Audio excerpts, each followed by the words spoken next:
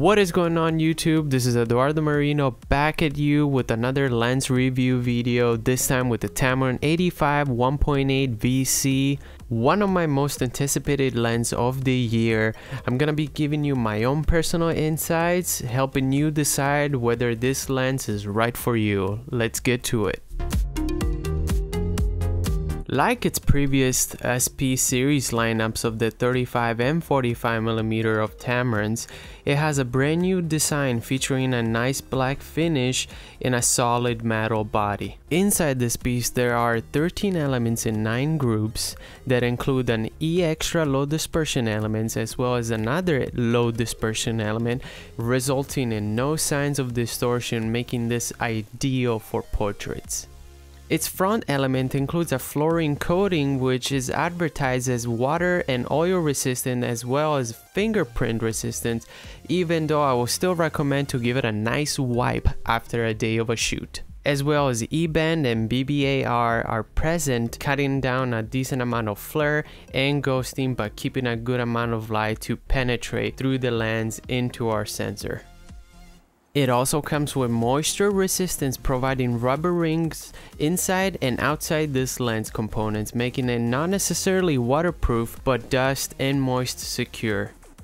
This feature is great if you happen to go under the snow or under extreme windy conditions where you have wind blowing everywhere and you don't want those little particles to get inside your lens, so this is thumbs up. It weighs 700 grams for Canon and 660 grams for Nikon, which makes this lens not heavy nor light, great for long hours of periods of shoots.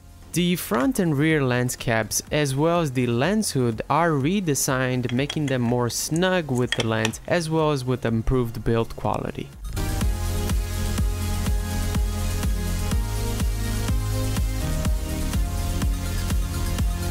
Now let's talk about what makes this lens really unique, and that is the first ever introduction of including VC into a medium telephoto prime lens. The benefit to have this in your lens will allow you to gain 3.5 stops of vibration compensation, allowing you to be able to shoot at much lower shutter speeds. Based off my own experience, I found to be the sweet spot of shooting no less than 1/60th of a shutter speed on my Nikon D810.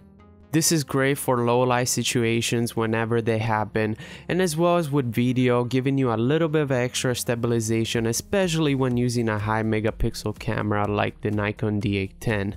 Now, enough talking about the positive things about this lens. There are obviously still some improvements that Tamron has to work on in order to make this lens truly optimal. So the introduction of the electromagnetic diaphragm system exclusively for Nikon lenses, even though it has already been a standard for Canon lenses, does add a bonus when shooting picture by allowing more light to enter inside your Nikon's eyepiece, helping us see more detail in our overall composition. However, this feature is a complete kill for video, being so damn loud, making it useless when recording video and audio together if you happen to use power option to compensate with sudden light changes into a scene. There are 9 circular diaphragm blades, which is 1 extra compared to most of all of the other competitors out there. This did not really result of any improvements based on my own experience and test results, so do not expect to have perfectly circled round bokeh in your background. As you can see on my test results, they're much more of an onion shape.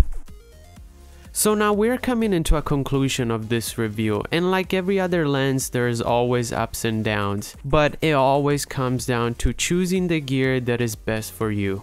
I found this lens to be perfect if you're an enthusiast photographer and filmmaker and you're looking for something that is not gonna put a hole in your wallet, that is gonna be useful for your studio shoots as well as the outdoor portrait shoots, and of course the new VC feature helps you shoot under the low light situations when it comes in handy and you don't have a light with you. On the other hand, when you do need to shoot video, this lens comes very handy if you do need to get close-ups, and of course with the VC feature it does help a bit stabilize your footage. Unfortunately, one of the most downfalls for video is do not use power aperture because it's too loud and it is too flickery even when shooting without any audio. My name is Edoardo Marino. Please give me a thumbs up if you enjoyed this content, and if it was helpful for you, please share it and subscribe for future content as well. Thank you very much, and I'll catch you on the next one.